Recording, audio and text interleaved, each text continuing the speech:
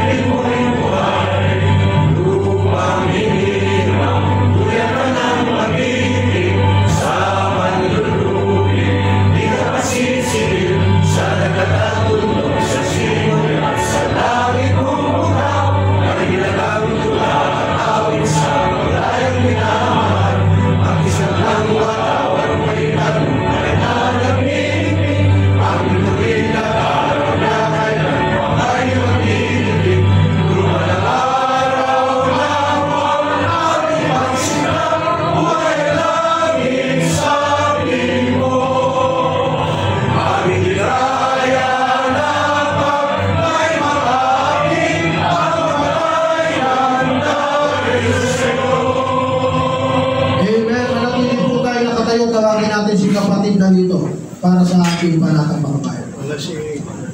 Thank you, Bishop Sardi. Taas po ating ng kamay. Ibig ko Pilipinas. Ang Pilipinas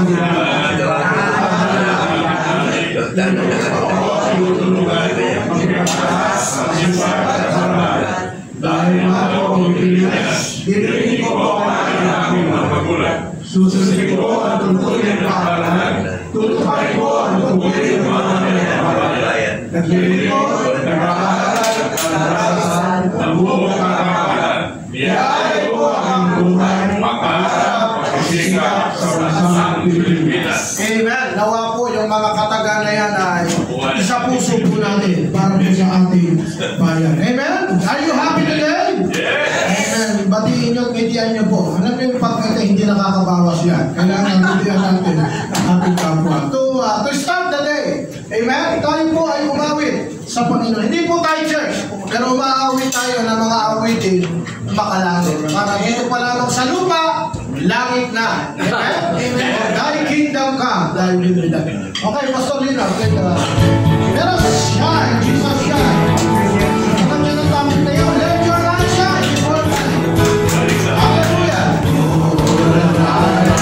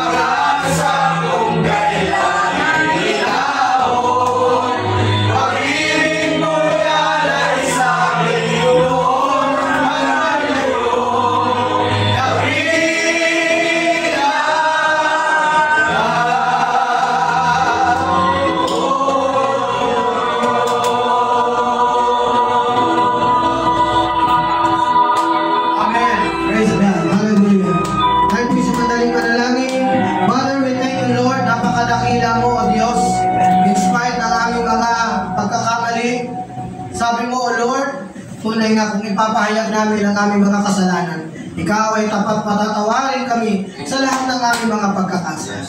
Thank you, Lord, as we come here right now, O Lord. Search our heart, linisin mo kami, Panginoon, upang maging karapat-dapat sa iyo, Panginoon. Pagpalain mo po ang aming buhay, pagpalain mo po ang mga negosyo, pagpalain mo po ang mga taong nakapaligid sa amin, O God. Because, O Lord, as the topic for today, let your light shine before men that they may see your good works. Thank you, Lord, because we are ambassador of Christ, we are overcomer, we are more than conqueror. At ano mga pagsubok, ano mga pinagdadaanan sa buhay, kapag ka mayroong ganitong pagkakatipon, pinalalakas mo kami, Panginoon. Pinalalakas kami ng iyong mga salita. Pinalalakas kami na kung saan, sapagkat ang sabi mo, man shall not live by bread alone, but by the word of God. Bless po, Panginoon, ang aming kalusugan, ang aming pamilya. Salamat po, Diyos. Ingatan mo kami sa araw-araw. Paglakas pa lang ng aming tahanan, yan nariyan ang iyong mga anghel upang kami ay ingatan. Dahil ang sinabi mo sa iyong mga salita, Our Father in heaven, hallowed be your name. Your kingdom come. Pwedeng bumaba ang langit sa lupa. Kung si Kristo ay nasa aming puso. Salamat po, Ama. Sa pangalan ni Jesus, ang lahat ng anak ng Diyos ay magsabi na, Amen. You may be seated, my brothers and sisters in Christ. Amen. Kaya, properly, we introduce the next speaker. Para po sa mga hindi pa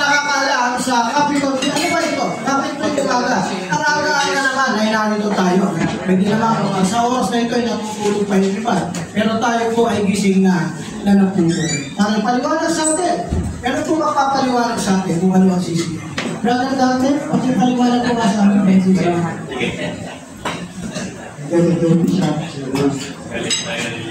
Isang pagpapaliwanag mo sa ating lahat. Pwede kang pakisabi sa iyong kalabi. Salamat sa Diyos. Pagkasama ka ngayon.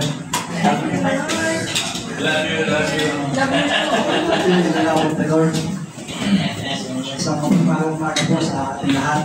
Ang mga kapitong Christian leadership po ay nakapakabay ng kanyang tinahak sa biyaya at grasya ng Diyos. Ayaw ko yung mga Diyosin po na kasalukuyan ay nagpapatuloy sa umpisa ng ating mga founder ng araw na sila. Si John Robert yung sekretary niya, umalis siya ng San Wilson. Ang nakarin ko yung chairman ng Church kita. Sa kalukuyan,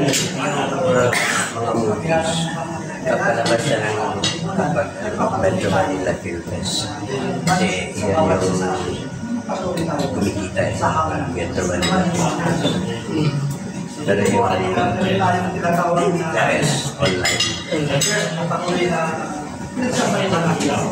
tinatawag na Proverbs 14:30 po. Righteousness is of tradition. At si Grace. Especially, ito po sa mission, pinaka-mission po ang share ang ating pag-mission. Na-apply ko na ito. Relasyon, ngayon, sa halip yung relasyon. Yun po yung mission nito. Nakikipag-fellowship tayo sa ating ng ating lipunan. Higit sa natin sa mataas na lipunan. At sa ating mga Krisyano, natuwag natin sa pagpapakain. So, values po ay kumadal sa Tayo mga katawan natin, kaya tayo nakulong ako sa isang oras. Ito ang mayroong isa. Natulog na siya.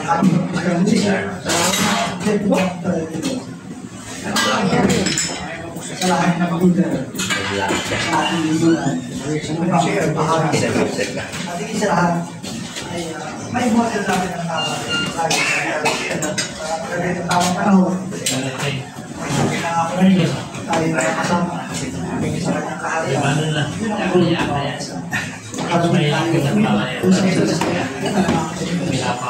Makasama ka sa President ko si Salamat sa pagkinatante. Praise God. Maliwanag po, ang ating pong mission ay love. Kaya mahalaga po na meron tayong pag-ibig. Alam nyo, ang buong Biblia, ang laman niyan ay love. Amen? Ay, balik-tali mo yan mula Genesis hanggang Revelation. Sabi nga ng Panginoon, love your enemy. Kaya lino, pag sinampal ka sa kabilang pisa, kabilang pisa. Sabi nyo, love po tayo. Amen po ba?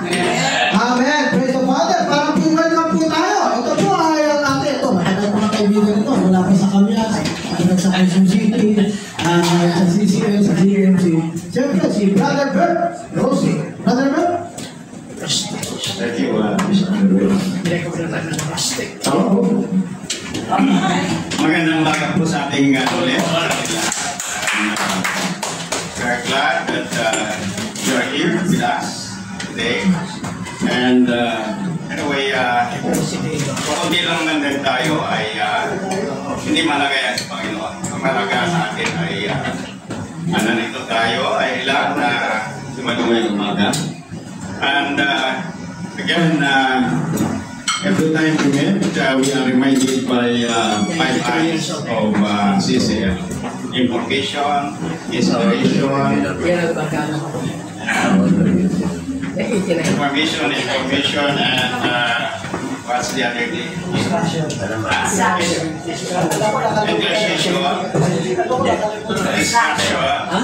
and application or impactation.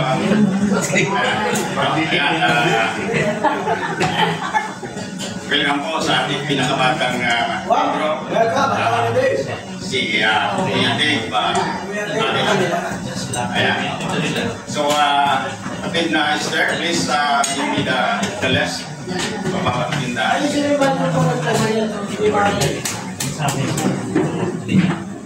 Hello. You mentioned the number. Naglaban ng video, Pinot and video. Sino po yung bago dito? Ngayon pa lang na. With the highest. So, again, I'd like to welcome our guests for our attendance.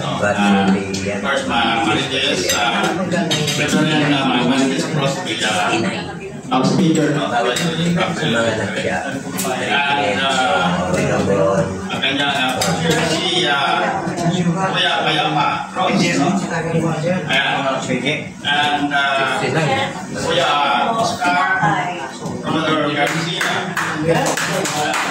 and John Aquino, Liver, and Lito Pinasintola, and Professor Dara, Bishop Sir Wilson, Pastor Marlino, and Ernie Kevin Victor, and our Vice President Dan Kilian, our Chairman Pastor PJ, Pastor Jojo, and Dr. Roberto Ergado, and Esther Obaldo, and who else? Sino pa po? Okay na? Of course. Again, magandang umaga po sa ating lahat at maraming salamat sa pagdalo at nakakain na po ng lahat. Hindi pa. Ayan, sila. And Bishop. Salamat, Mr. President. Salamat po, Brother Bert Rosique. Siyempre po, mga kaibigan, mga kapatid, hindi po pwede na magsimula tayo ng CCA na hindi natin kinakanta ang ating CCA. Amen? Memorize nyo na po ba ang CCA? Dapat kung matagal na po kayo sa CCA ay memorize nyo na po yan. Amen? Seek God in the morning when the mind is clear. Siyempre, tawagin natin si Mother Hilda. Dilhexia at si Kogo. Pagkat sila po ang napaka-talented po naman talagang malapit ka sa iba. May talent ka pala ninyo Pero ano yung ako sa iyo?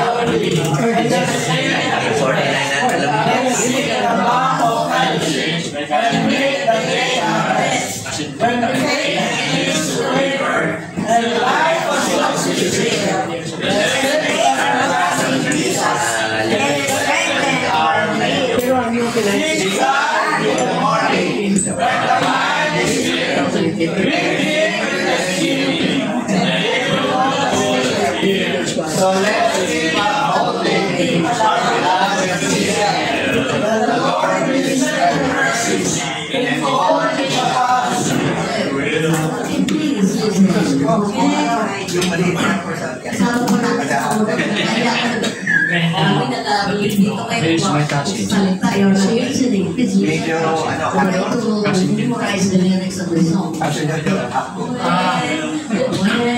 the heart is lonely and the spirit rests, let's seek the balm of fellowship and make the day our best.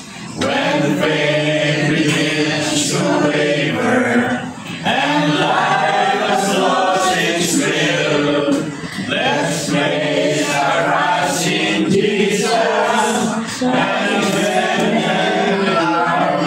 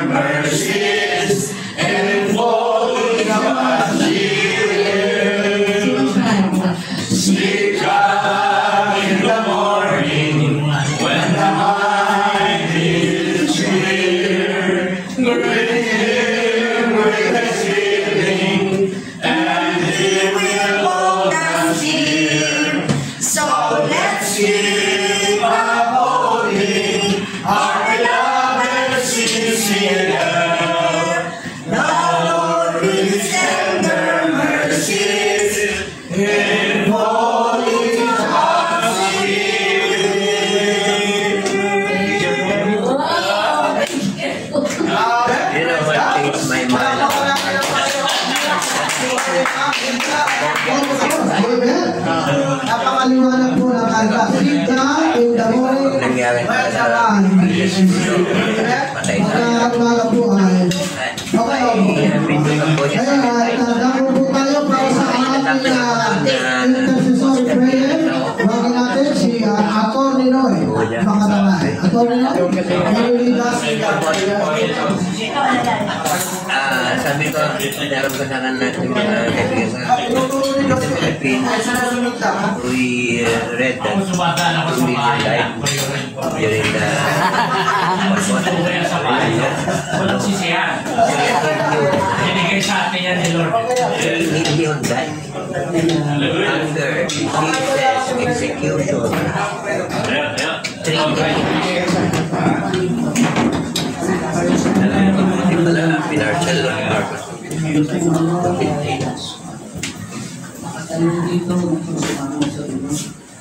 Una sa mga Diyos, na kami po ang mga kasalanan, mga kasalanan na nagagawa kami, na hindi ka nakakalaman sa Diyos. Kumasalong dito, hihingi po kami ng tawad sa Diyos. Salamat po sa lahat ng pagpapala niyo sa amin. Sa aming buhat, lusot na pagpapala. Sa hangin na aming hinihinga sa sa tubig na aming nakikinom. Sa pagkaharian mo ang Diyos, napapapala niyo sa amin. Dahil wala pong malaga ang aming kayamanan, kung ang tatlong bagay na ito, ay hindi mong pagpapala sa amin. Diyos na maraming salamat sa mga sandali ito. Inataas ko po sa inyo higit sa lahat ang aming bayan. Ang resulta ng Pilipinas. Yes, Lord. Diyos, kami po ay walang pagkakaisa. Kami po at tunay ng walay at tulad ng aming 5,200 isla. O Diyos, Lubinin mo na sa pamamagitan ng pananangin natin. Magkaisa kami ng Amen. Magmula Luzon hanggang Mindanao. O Diyos, tinataas din po namin sa inyo ang aming mga namumuno.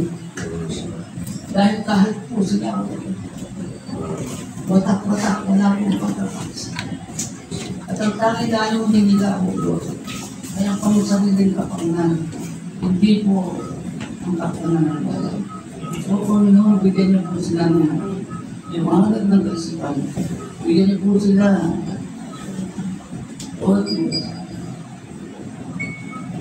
ng karunungan na tanging layunin ang pagkakasa. Ang kanilang tungkulin ay para ng karaniwan. Ang aming kaundaran, hindi po o Diyos ang sarili namin. Nataas na po namin sa inyo o Diyos, sa mga sandali. Ang aming Pangulo, hindi po siya ng tagiton. Karunungan, na hindi siya dapat, sabi na lang namamasyal, hindi ang kaya kapakanan ng bahay, kanyang asilasin. Kahit po magkaroon kami ng foreign investor dito sa amin, wala pong pagkinuha dito. Dahil yung anak ng investment, yung hindi kitain noon, kilalakas din po nila. Lord, Lordin niyo yung aming mga lokal na mga milyonaryo at milyonaryo. Ang tunay po mag-invest sa bayan. Dahil wala naman po silang madadala. Kahit na isang botones pag sila ikinuha. Oh Diyos. Inataas din po namin sa inyo ang lahat ng aming mga mamamalakan, ang aming mga negosyante o nagawin nila ang gandang ginagawa ko makapagbigay ng marami pang trabaho at mapagbigay ng pagkikitaan ng marami pang mga Pilipino. Dahil po kami noon, natatandaan ko po, nung i-declara ng Pangulong Marcos Sr. ang martial law, 2 milyon lamang po Pilipino. Samantalang yun po, 120 milyon na po kami o po. Malaki po ang pagkakaroon. At alam namin ang Diyos. Sa inyo lamang kami dapat umasa. Kayo po kung lamang mapagbibigay ang kanyang sa oras. O Diyos, alam namin na kami ay namumuhay sa lupa dahil ng pasanggaw yun. Kami po ang natagulang pinakamayamang bayan sa buong mundo. Ngunit o Diyos, marami po nahirap na Pilipino. Dahil noon, sa lubong kaisipan ng lahat ng Pilipino, nasambahin kayo sa espiritu at katotohanan. Kaya na kung sumampa sa mga Diyos-Diyosan na ito ang kamuhi-muhi at huwin sa inyong mga mata. Ito po ay usok sa inyong mga mata kaya Panginoon. Sinabi po ito sa inyong banal na salita na kayo lamang ang dapat talahin sa espiritu at katotohanan. Kaya buksan niyo po isipan ng lahat ng Pilipino na ang kaundanan ay maibigay nila sa amin. At lahat, wala na po mga Pilipino mahirap, kundi lahat po kami po ay nagtakamasa ng kaundanan, kayamanan, katulad po ng Saudi Arabia. Wala pong mahirap na karamihan. Namin po ito, ganun din po dapat ang lahat ng Pilipino. O Diyos, kailangan po ang magagawa pagbubukas ng kaisipan at paggawa ng lahat ng Pilipino na magpasada ngayon. Pagmula ito ay sakupin ng mga Kastila ng panahon ni Magellan. O Diyos, ang sinasama namin Diyos ay yung Diyos na dala-dala. Hindi po yung Diyos na Espiritu at o Panginoon, sa iyo po aming kaisipan. Kakasip po namin sa inyo, Diyos. Aming sa mga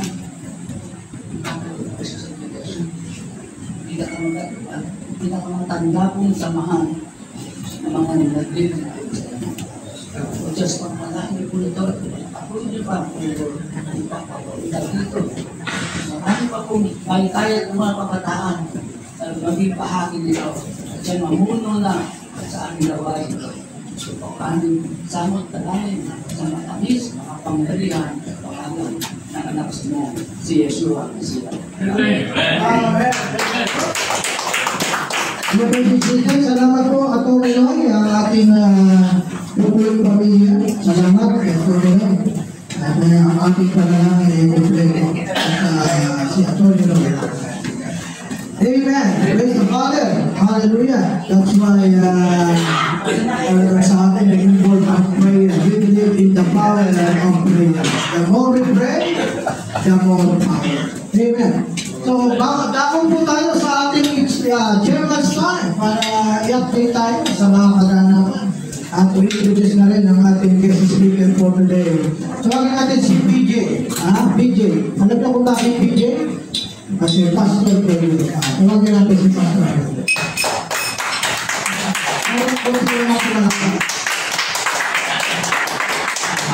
Parang coffee lang, di ba? Hindi po itong kulay ng Coco na nag-usap kami dalawa. Ibang kulay, di ba?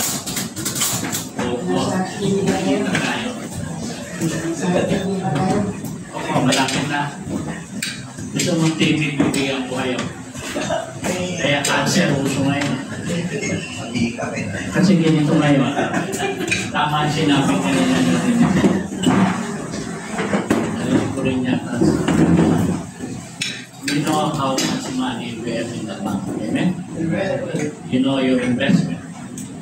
You know everything. You manage a cabinet to your wife. But we don't know how much time is still here. Amen? Amen. Hindi na natin alam yan. Kaya ako hindi namatay noong 2011, tama. Kasi maraming star-studded sa Pilipinas. Pag namatay ka, lalapit siya. Sasabi ka. Naku si PJ, mahal ko yan. Baka tumayo ako dun. Tama? Bayaran yung unang utang nyo. Okay? Kini-start sa akin kasi ako before kami missionary. I have a loan in my company sa Manila. 300,000 lang yan, pero 7 years pa yan, mahal yan. Pero sinabi ko sa akin ng missionary na sabi ko sir, si Close already sa kanay sa Davao. Pero sabi niya, okay lang yan, but we have to go to him, the owner of the company, because he allowed me to have the credit line. Kahit tapos na yan ha, that's business. Pero pumunta ako ng Manila. Punta ko. Sabi ko, sir, I'm here just to pay you. Kahit close na kayo. Even 500 for the rest of my life. Amen? Bayaran mo. Utang mo yan. So, usapin mo. Kasi nakita ko sa Christian community natin, kanya-kanyang sisiraan ka pa eh. Parang hindi mo masingit. Amen? Tama ba, Bert? Sisiraan ka pa. Pag-uwi na natin, iba na ngayon, kaya tayo sisiraan. This place is only 8,000. Yung rent natin yan, di ba? Commodore, tinatulong mo na. Usapan namin yan. Kasi sa Rotary, you have to take care of that. Rotary way, pagpasok mo kahit ka kagad. Kung sabi ko ito, 300 lang. Sabi sa akin, Pastor, ipita mo rin sila. Kaya ito rin mo na yan. Okay lang sa akin yan. Kasi kahit lumipat kayo, lipat kayo, ibang lugar. 10,000 ang gamit na lugar. 3,000 yung sa Rotary Center. Bagong building yan. Pero you spend also parang 3,000. And 3,000 isang 200 yan dito. Remember sa Eurotel, I use my credit card line. Hindi naman sinabi sa akin na lugar pa lang, babayan tayo ng 70,000 yata. Tama ba ako? 7,000 lugar lang. Sandali lang daw, timing daw tayo. Sabi tama si Atty. Kasi narinig kayo ng ibang barangay. Okay? Barangay. Tama, thank you ba? Kasi, let's face it, ayaw ko lang pulang-pulangan. Amen? Lumaki mo ako sa simbahan eh. Huwag yan sabihin accepted mga churches. Marami din yung pulangan. Naintindihan mo? Si Marites talaga pangalan niya yan. Pero bago kang Marites na siya. Diba? So ang point ko, nakita ko pala, let's help each other. Ang very clear sa akin, you reach out to the leaders in government, business, and religious leaders. Very clear sa akin. Bakit? Business leader, we are in Rotary. Government leaders, alam na nila yung script nila eh. Ano yung script nila? Script corruption, diba? Script nila eh. So nagsalita ka about corruption, delikado ba? Sabi niyo, may galon lang. PBI, ano yan? Si IDG sa Baguio. Nagsalita lang siya against yung corruption kasi nakapilita. Pilipinas sa atin. Hindi nagkalat yung iba, nakakuha kasing senador. Ganyan dito sa Pilipinas, wala ka namang plano, ganyan natin. So, to cut the story short, ito pong sa Friday, nalawagan na ako nila doon. May bayad po yan kasi sa Manila Hotel, ginawa ng workers' party, 1.5 bawat isa. Dito sabi ko, paano pabayanin na sila. Kasi pag hindi sila nagbayad, ano tayo, we are under their slavery. Sila po siya. Kasi tayo nagbabayad. So ngayon, kaya ako natutuwa si Brother Bert. Thank you ha. Kulang ka na dito. Nahirapan din ako ha. Pero si Dima, pag napapunta mo ulit, ayos yan. Kayo ang Philippine Collegian ng University of the Philippines.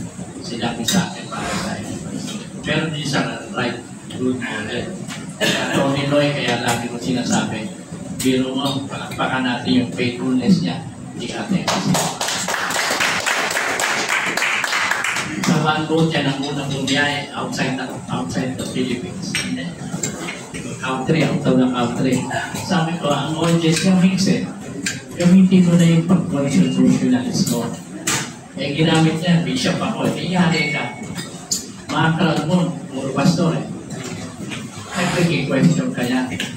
So tayo, we are here. Very clear mo sa atin ngayon. Sabi ng Panginoon, well, or three, God is a peace. Amen? Amen. So again, we are privileged. Nakita mo ating speaker sa sumlang yan that time. Mamaya, you will be properly introduced. Engineer, the husband is here. Payapa ka na, payapa. Payapa means peace. Peace. Tama, payapa. Kaya nga, peace be with you. There's something wrong with the mind. Peace be with you. So again, tayo po'y natutuwa. Sinabi ko, Brother Bert, medyo siyan lang natin kasi medyo kilala natin si Maricel. Parang Vice President of the Philippines. Sana sa 30. Isang salita, kilala nyo na natin. Kasi kinagalitan ko ni Edward Galditton for your information. Sabi niya, nag-introduce sa kanya, bakit mas mahaba pa yung introduction niya kaysa sa akin. Nag-register sa akin yun. Kasi nag-introduction na niya si Benedict. So again, Brother Bert, siya po ang invite sa akin. Thank you, PJ, for our guest this morning, hindi na po natin siya guest actually, no? She was our speaker during COVID time through via Zoom, no? So if I'm not mistaken, this is the second time that she invited in this platform of CCF, no? Ito naman face-to-face, right? Live in person, no? With Reverend Marites, no? And if you want to update, no? Dahil Marites ang pangalan ng OMC, as Sir of OMC. Ayan, no? Of course, we have Pops, no? Ang lifetime partner. Pastor Piz is a family friend of ours, no? And she was our admin password. Later was company president in the church before she was assigned to the Spiritual Church. Then Sunday Night Church, for information, they always made United Federations in the Philippines. No? They have already celebrated their first century, 100 years. No? Yeah. Yes, and she is currently an admin pastor in the church. Pastor is graduated at UTS as a cum laude, and he is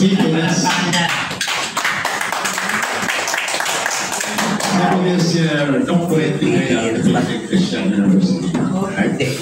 And actually, napakahaba na kanyang profile. Publicly as PG I and Pastor is really a man or a woman of God. He is a real servant. And prior to his calling as a pastor, he used to be a business woman, no? Like a motor, no? They have the same business before, no? So actually, sa kasulit ko kaya mahaba siguro yung karoon na yan. So, brothers and sisters in Christ, without further ado, let's call on our speaker this morning, Reverend Dr. Marites Cross.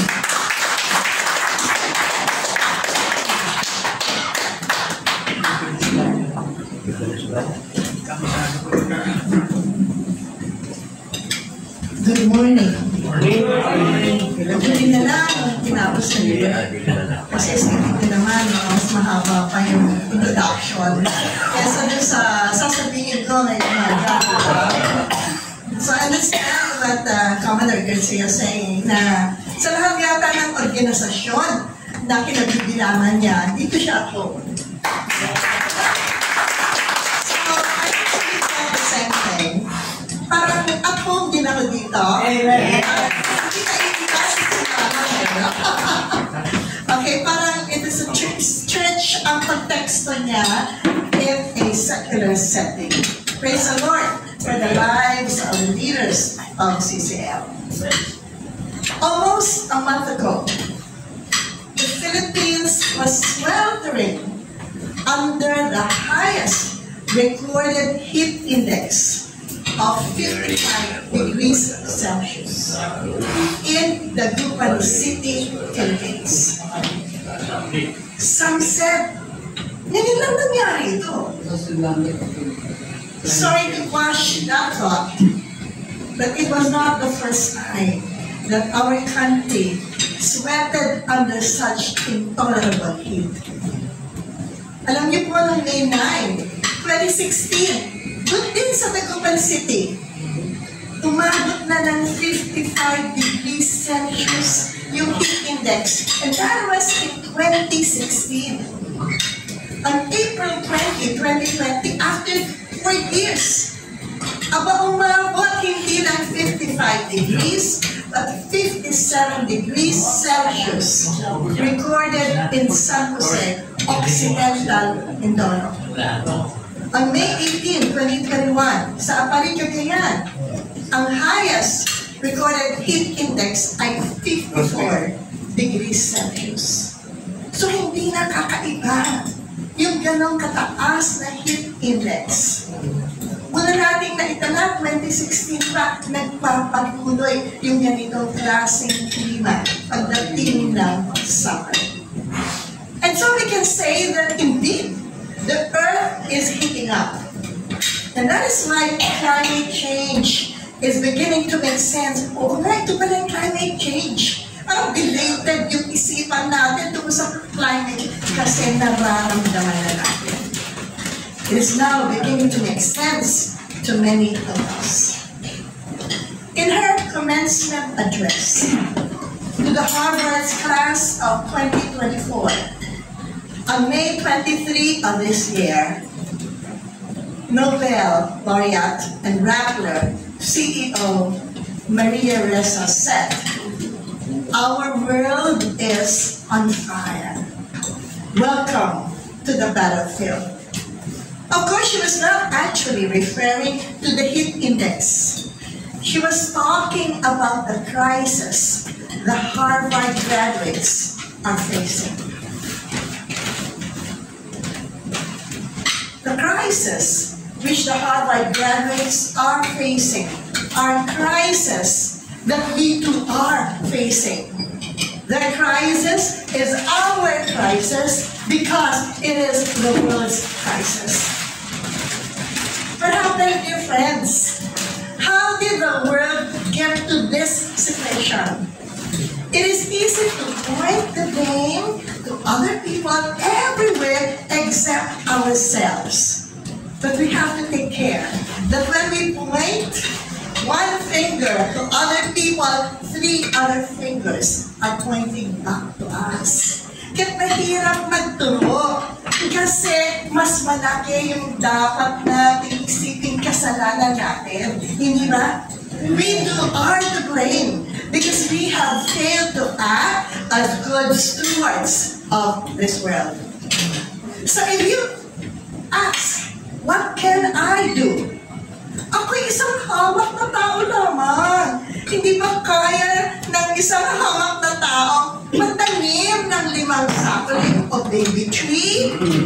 Kaya ba? Kaya ba? Kaya po. Kung kaya ninyo magtanim ng 5, kaya ninyo magtanim ng 10, di ba? Yes. Ang difference. 20. Amen. 50. Amen. 100. Parang wala na nag-iwan. Kaya ang 100. Hindi ba kaya ng isang hamak na tao magdala ng eco bag o reusable bag kapag nag-grocery? Kaya? her. Sino sa mga hamak na tao dito ang mahilig magkape? Sa Starbucks. Yes. Sa Starbucks. Mahilig ka. Coffee ka na.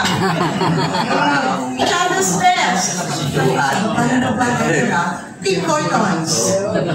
Ano na? UCC. Sige na na. McDonald's. Di ba kaya ng isang hamak na tao na magdala ng sariling refillable container para sa kape, tsaa? Kaya? Kaya. What am I trying to say? Ang isang hamak na tao can do a lot of putting out fire into the world. Kayang-kayang patayin ng isang hamak na tao ang sunog sa mundo. A hamak na tao can help heal the world simply by reducing his or her use of bottled water through the carrying of his or her own refillable water bottle. A hamak na tao can help heal the world by saying no to plastic utensils and bringing a set of fork and spoon from home. Diba? Kesa naman gumamit pa tayo ng plastic na lambot-lambot naman, hindi naman kaya i-separate yung karne, diba? Hindi man lang kaya itusok yung egg, diba? Hindi magdala ka na ng sarili kutsara at tinador. Kaya-kaya, mga kapatid. One hamak na tao has family and friends. One hamak na tao can influence his or her family. One hamak na tao who belongs to a hindi hamak na organization like Capital Christian Leadership is not hamak at all. Diba? Hamak ba ang CCL? Hindi, diba? Kahit sabihin mo individual hamak ang mga nandito, pagdating sa organization, it is not hamak at all. And so I am excited at the possibilities your organization can do to minimize or even stop world crisis. That is why the Apostle Paul's second letter to the Corinthians speaks today to us today in this room.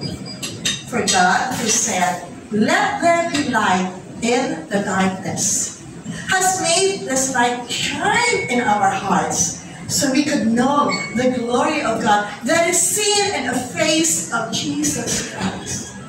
We now have this light shining in our hearts, but we ourselves are like fragile clay jars containing the great treasure.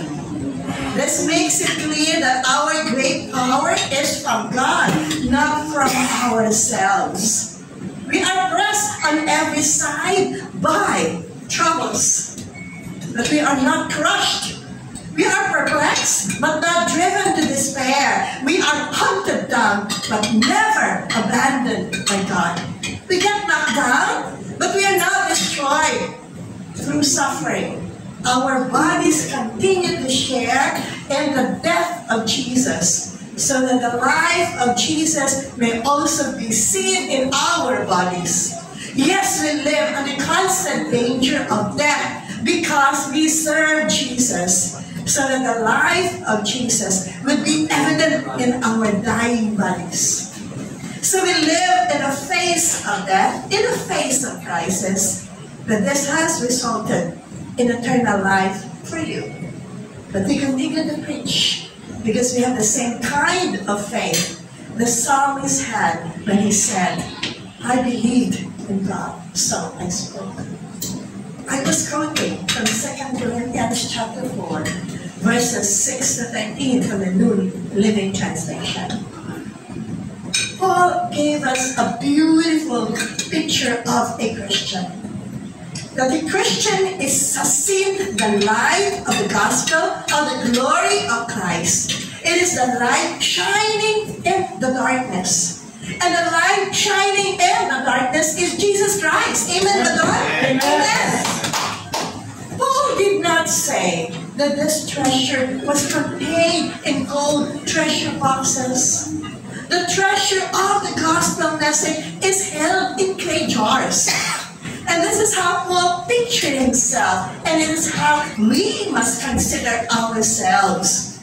Paul did not say that he was a unique work of art, worthy of the highest value. No, he was a clay jar among clay jars, carrying the treasure of the gospel.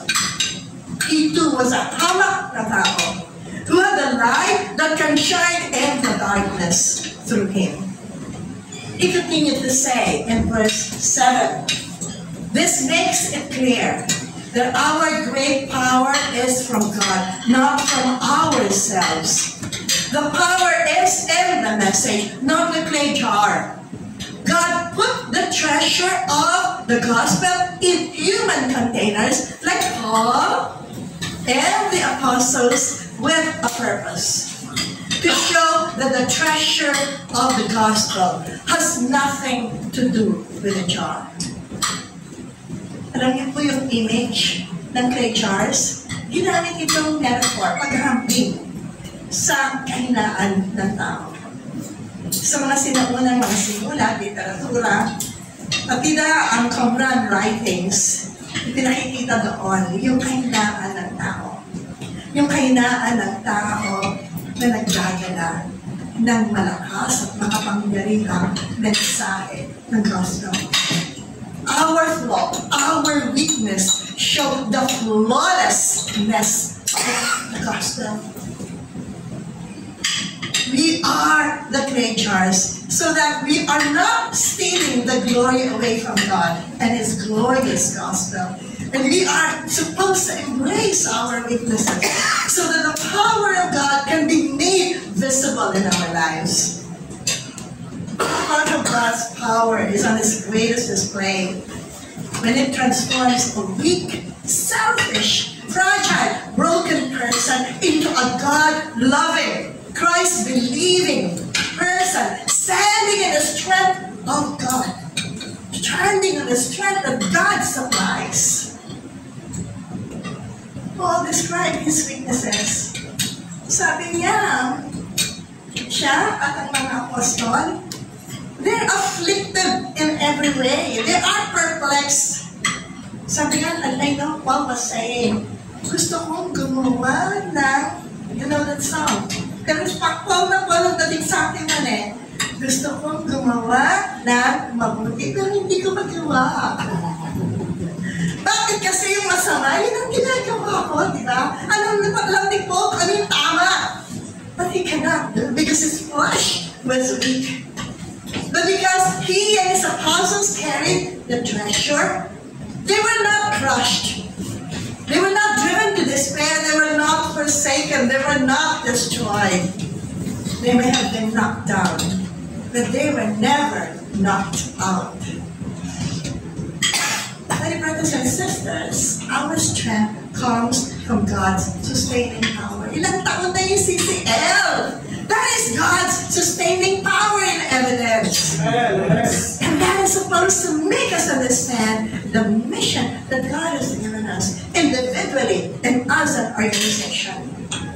Our strength does not come from ourselves because we are just clay jars. Hamak na tao naman tayo. Paul was not destroyed because he carried the treasure that was too valuable and too glorious. So he did not stop. He could be knocked down, but he did not give up. He was not stopped. Thus, nakita natin si Paul, he was being stoned and left for dead in Lystra. He got up and he went to Derbe to preach. Nagpatuloy siya sa kanyang ministeryo. Katanay, paano ba nagawa yun?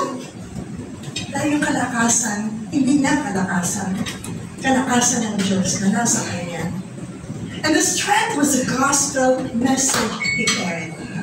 He had a mission that would not allow him to stay down. And God, tulad ni Paul, God sustains us through our hardships because of the hope we have in the gospel and the ministry we are compelled to fulfill. Mga kapatid, hindi pa tapos ang boxing. Sabi nga sa K-drama, fighting! Diba? Fighting!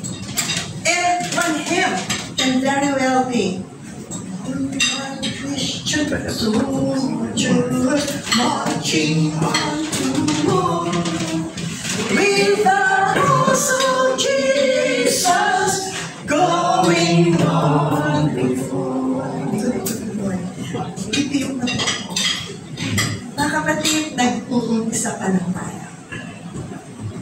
Paul said that they were mistreated, they were beaten, and they were dying to give others life. And that is what it means to be a Christian. Christian is a sacrifice of self. Christ died so that we might live. We died so that others might live. Alam niyo po, when I was in the recruitment business, marami namin reklamo. You know, agencies really complaining. At hirap na hirap po kami doon sa mga self-entitled na mga government officials. We were at their beck and mercy. May nagsabi sa akin, pwede kang magreklamo. Bakit? Baka katakot eh. Baka balikan yung lisensya ko sa akin. Ikaw, kaya mo silang paalisin sa kanilang trabaho. Ikaw, hindi ka nila kayang paalisin sa iyong trabaho. That gave me courage. Kapag may mali, maki-speak out. Aba, kaya kitang patanggal sa trabaho mo eh. Ako, hindi mo kaya patanggal sa trabaho ko. You can make life difficult for me, but you cannot remove me from my position. And so we have read that the apostles sacrificed their lives. And we are grateful that we too are apostles. Sa palagay niyo ba, tinawag tayo upang hindi tulad ang ginawa ng mga apostles? Do you suppose that we have been called to be any different from the apostles? Hindi po. We have to follow their example. Paul wrote his second letter to the Corinthians for the building up of the Corinthians. And this is the picture of taking up the cross and following Jesus. We who see the glory of God have to tell others. And we have not only to tell others, we have to show others. For the past 3 years, I've been serving the small church in Caloocan. I'm very proud of this church because even before I came to that church, the church has been feeding 350 people twice a month with lugaw, pandesal, boiled egg, otak, and taho. Hindi lamang lugaw. So tanongin, how can a small church sustain feeding 300 people, more than 300 people, twice a month? Alam niyo po, donations for it. Sobrang dami po ng pera ng outreach committee namin. Alam niyo po, twice pa yung amount po na nasa fund ng outreach committee namin, doble ng general fund ng aming simbahan. Tuloy-tuloy ang aming pagpapakain sapagkat tuloy-tuloy ang natatanggap naming biyaya sa mga tao sa buong mundo.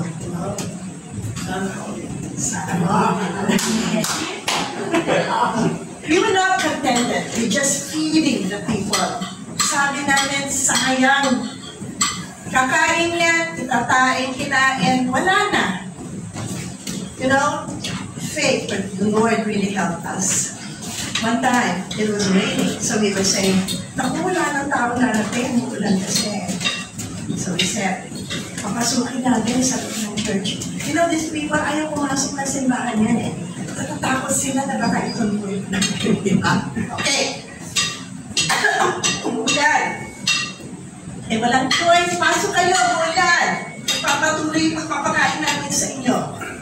So, nandun na sila sa loob ng church. We sang praise songs. Inuruan namin ng praise songs. Tapos yung praise song na may sayaw-sayaw.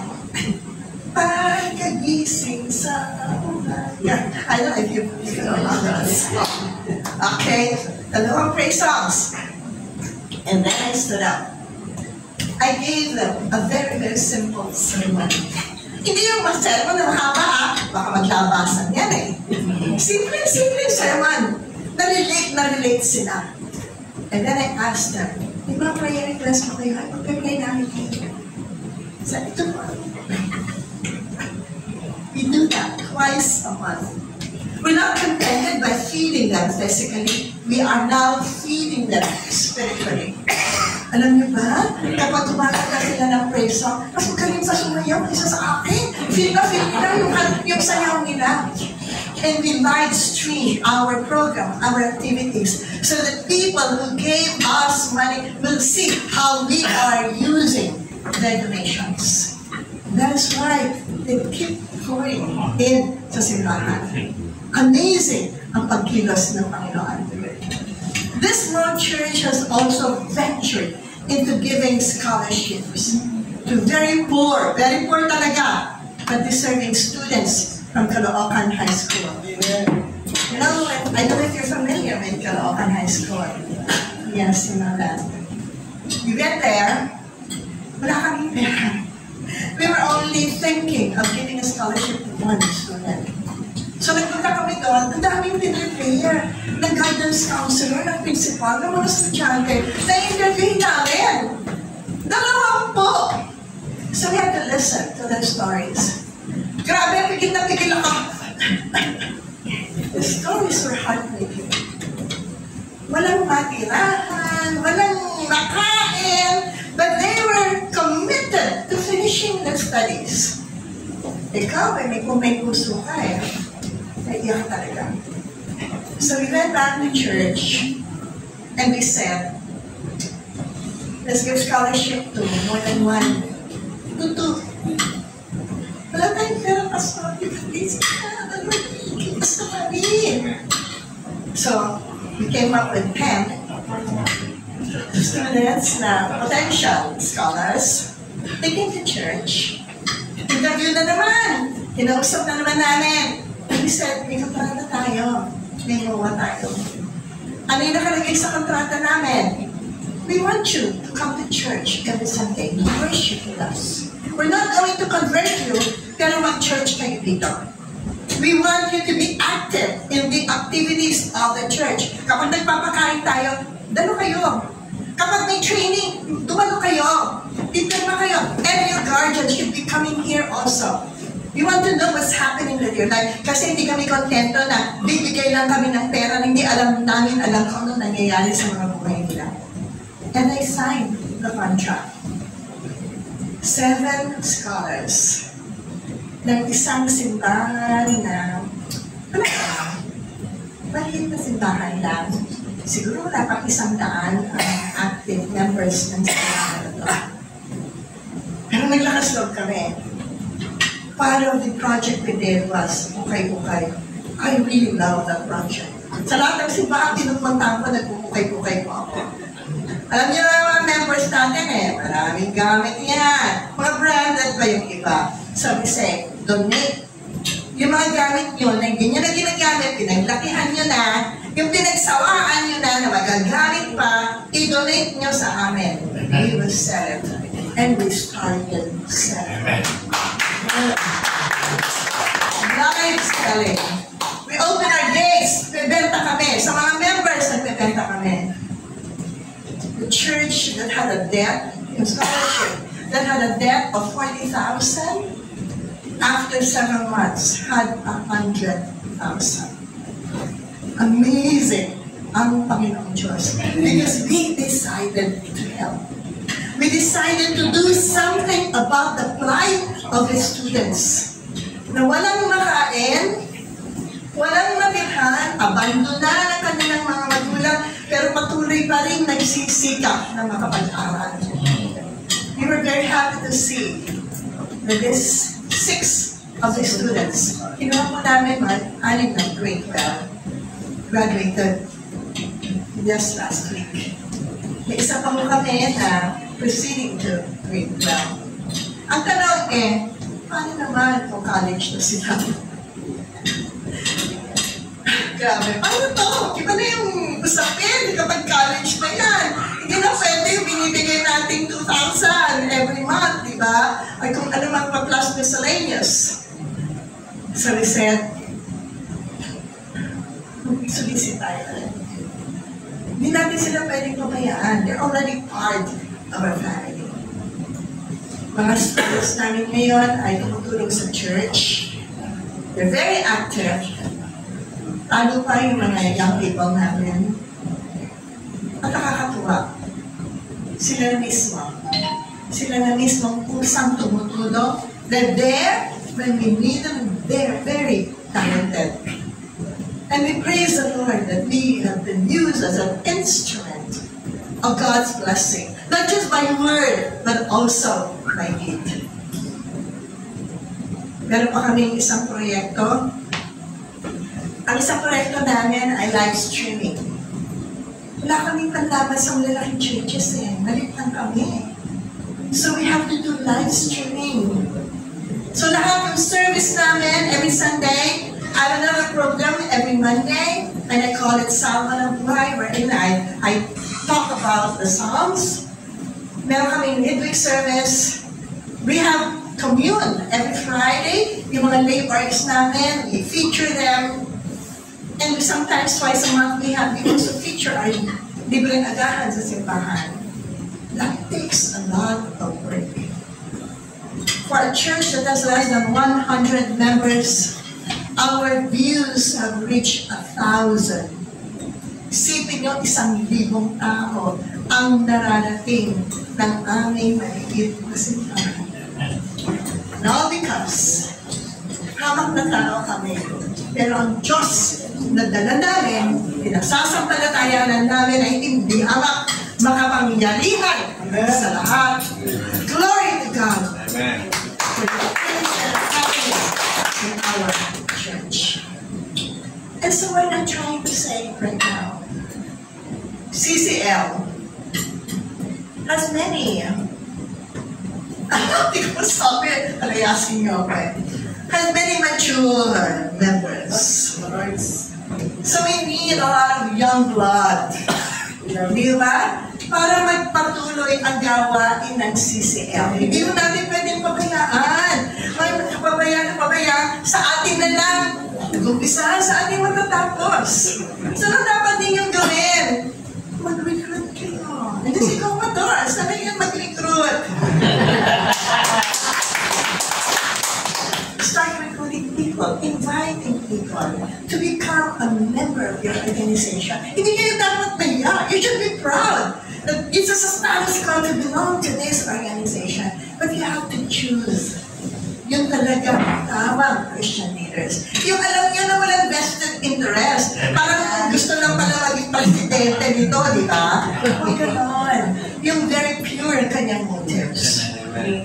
Because in this particular group, you can do a lot of things. You can accomplish so many things. You can fight the crisis of the world. Kung sama-sama kayo, hawak kamay kayo, yung lakas na meron kayo, ay inyong, when you help one another. You can do something with projects right and left. Kaya nyo, sabi nyo, kaya nyo magtanim ng 5 saplings, diba? Ng baby trees eh. Kaya ba ng 100, diba? Kaya nyo mag-recycle. Kaya nyo magdala ng mga recyclable containers, diba? You can do so much more. Yung simbahan nga namin na maliit lang eh, was able to do so much more. And so, I go back to what Maria Reza said. War isn't just happening in Gaza or Ukraine. She told the 2024 graduates of Harvard, it is in your pocket. Ibig sabihin na, may war ba doon? O ka, naghihirap people sa atin rin. War is in our pocket, meaning to say, there is more within our needs. There is more in our country. Hindi naman ibig sabihin, literal na digmaan. War in the sense na ang daming gulo, may confusion, nakikita naman natin kung paano napapasok na tayo, at ibang beses, sabi ko, we're being infiltrated within and without, sa ating dagat, at sa loob ng ating politika, pumapasok na po yung mga hindi naman natin kapwa Pilipino. And so, war is in our pocket. She she said that they would accomplish very little when they do things on their own. Kung isa-isa individual effort, wala kayong magagawa. But she said, it's about what we can do together to find what binds us together. In the name of the Father, and the Son, and the Holy Spirit. Amen.